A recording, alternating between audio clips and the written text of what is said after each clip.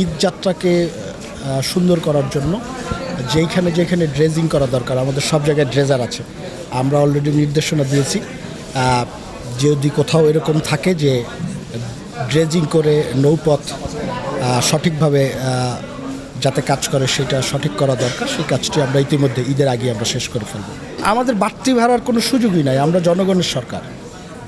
বরং বিআইডব্লিউটিএ যে ভাড়া নির্ধারিত আছে, জাহাজ মালিকদের সাথে আমরা কথা বলছি, তার চেয়েও কম ভাড়ায় আমরা এই বাড়িতে যাত্রী পরিবহন করতে চাই।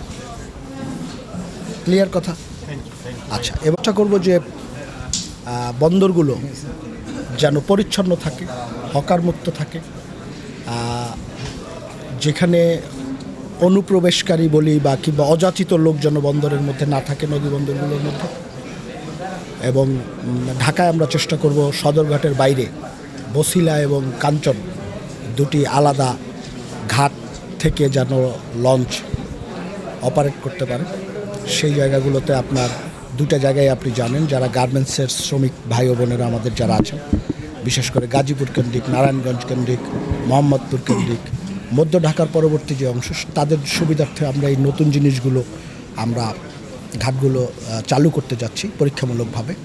এবং আমাদের আরও কয়েকটি মিটিং আছে, আমরা যাত্রী সেবার জন্য আরও অনেকগুলো পদক্ষেপ আমরা গ্রহণ করব।